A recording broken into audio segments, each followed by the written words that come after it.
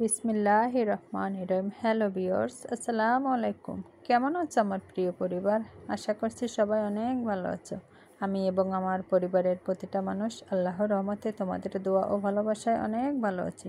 Khadija career ব্লগে নতুন একটা ভিডিওতে তোমাদের অনেক অনেক শুভেচ্ছা। তো আজকেও তোমাদের মাঝে চলে এলাম নতুন আর একটা ব্লগ নিয়ে। তো আজকের ভিডিওটা শুরু করেছি সকাল 7টা থেকে। তো দেখতে পাচ্ছিলে বন্ধুরা, হাতে এক পোটলা মাংস আর হচ্ছে এক বোতল দুধ। এটা এখন আমি ফ্রিজ থেকে বের করেছি, ভিজিয়ে রাখবো এটা স্বাভাবিক হওয়া পর্যন্ত। এরপরে চলে আসলাম কিছু তরকারি কাটার আছে, পেঁয়াজ রসুন কাটার আছে। তা বন্ধুরা দেখো, আস্তে আস্তে পেঁয়াজ রসুনগুলো ছুলে নিলাম, রান্না বান্না করব এর জন্য।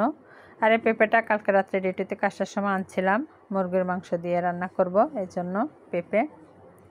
তো সব রান্না করব না, অল্প পরিমাণ রান্না করব, অর্ধেকটা রান্না করব এই জন্য। আর অর্ধেকটা রেখে দিব, যে অর্ধেকটা রেখে দিব রান্না করব, সেই অর্ধেকটা আস্তে আস্তে আমি ছুলে তৈরি করে নিব।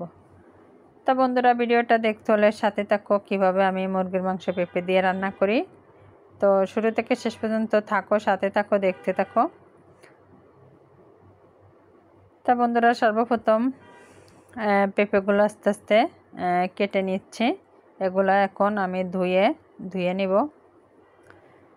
পেঁপে যেহেতু একটু আঠা জাতীয় তরকারি, তো এটা ভালো করে একটু ধুয়ে নিতে হবে। সেই সাথে একসাথে আমি তাড়াতাড়ির জন্য পেঁয়াজ রসুন সবগুলো একসাথে একটু ধুয়ে নিচ্ছি, যেহেতু একটা একটা করে ধুইতে গেলে একটু সময়ের ব্যাপার স্যাপার আছে এখানে। আজকে ঘরে অনেকটা কাজ আছে, যেগুলো অফ ক্যামেরায় দেখাবো না। পুরো ঘরটাকে আজকে আরও ভালো করে ক্লিন করব, এই কারণে অনেক দিন আসলে করতে পারি না। তো সত্যি বন্ধুরা দেখো, পেঁপেগুলো আস্তে আস্তে আমি ধুয়ে নিচ্ছি। ধুয়ে পেঁপেটা হালকা মানে একটু অল্প করে একটু লবণ আর একটু হলুদ দিয়ে কিছুটা পানি দিয়ে এটা আলাদাভাবে সিদ্ধ করে নিতে হবে। সিদ্ধ করার পরে আবার এটা ভেজে নিতে হয়। তারপরে মুরগি যখন আমরা কষাই তখন আবার মুরগির সাথে একসাথে কষিয়ে নিতে হয়। তা বন্ধুরা দেখো কিভাবে করি। জানি না ভিডিওটা কেমন হবে। আমার ভিডিওটা ভালো হলে তোমাদের কাছে একটু যদি ভালো লাগে তো অবশ্যই আমাকে একটা লাইক দিয়ে একটা কমেন্ট করো। তোমাদের এই সুন্দর সুন্দর কমেন্টে খুবই আনন্দ পাই ভিডিও বানাতে। আর তোমরা যারা চ্যানেলে আজকে নতুন থাকবে অবশ্যই আমার চ্যানেলটি সাবস্ক্রাইব করে দেবে। আর যারা অলরেডি সাবস্ক্রাইব করে দিয়েছে তাদেরকে তো অনেক অনেক ধন্যবাদ জানাই। তো দেখো বন্ধুরা, পেঁপেটা একটু লবণ মরিচ হলুদ এগুলো মিক্সার করে গরম পানি একটু পানি দিয়ে আমি চুলায় বসিয়ে দিয়েছি। এখন মুরগিটা ভিজিয়ে রেখেছিলাম, এটাও মুরগিগুলো আস্তে আস্তে ছড়িয়ে গেছে। তো এগুলো এখন আমি একটু ভালো করে ধুয়ে নিব। আসলে গরমের কারণে পাকের রুমটা বাইরে টানাটানি করতে হয়, এই কারণে রুমে বসে সব কিছু করে নিচ্ছি। তা মুরগিটাও বন্ধুরা সব কিছু দিয়ে একটু মেখে রেখে দিব। পেঁপেটা সিদ্ধ হতে থাকুক একটু, সে পর্যন্ত মুরগিটা একটু ম্যারিনেট হতে থাকুক। এই কারণে এটাও পরে আস্তে আস্তে ভেজে নিয়ে রান্না করব।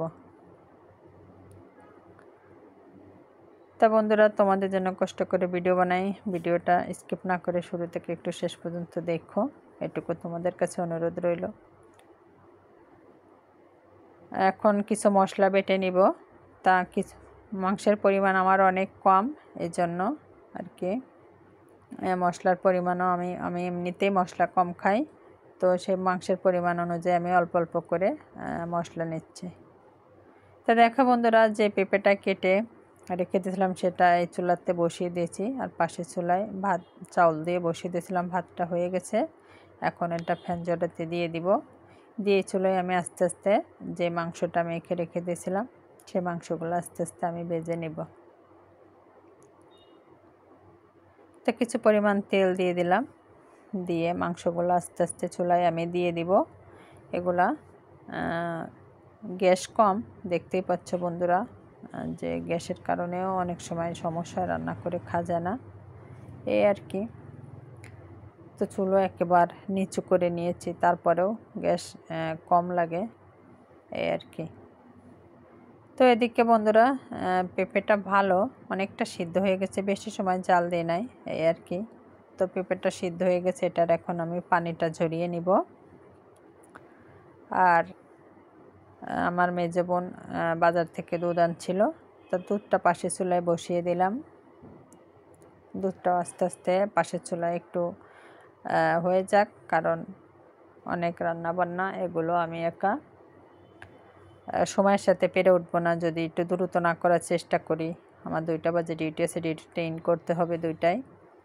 তো বাকি মাংসগুলো আবার দিয়ে দিলাম, এগুলো ভেজে নিব, নিয়ে আস্তে আস্তে এটাকে পেঁপে দিয়ে কষিয়ে রান্না করে নিব। এদিকে দেখো বন্ধুরা, আমার দুধটা উতরা নিয়ে আসছে, কয়েকটা বলক দিছে, তো এটা আমি একটু নাড়াচাড়া করে বসিয়ে দিব আবার। তো দুধটা দেখো বন্ধুরা হয়ে গেছে।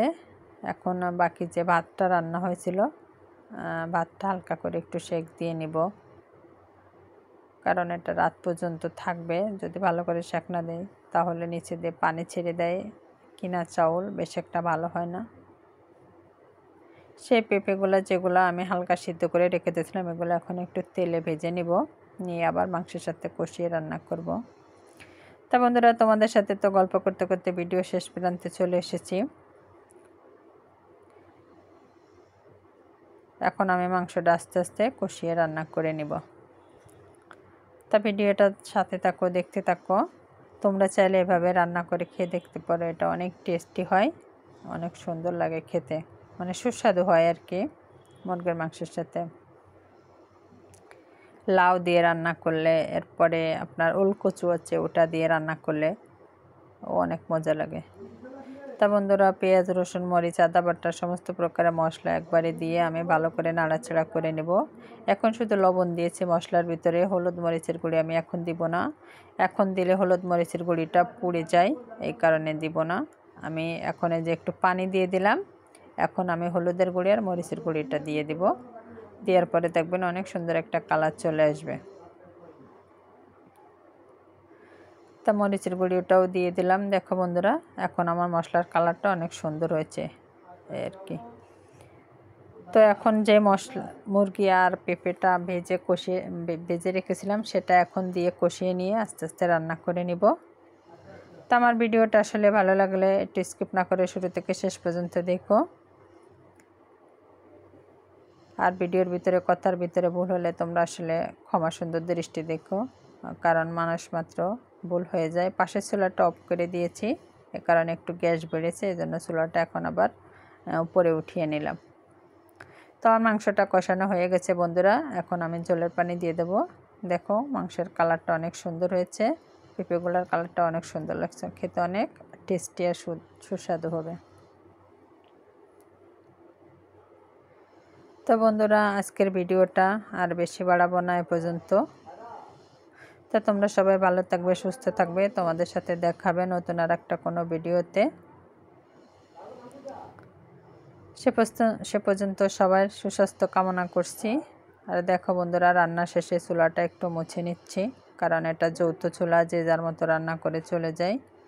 তো আমার রান্নাটা শেষ হয়ে গেছে বন্ধুরা, এটা এখন আমি আমাদের যে রুমটা, সেই রুমটাতে নিয়ে যাব।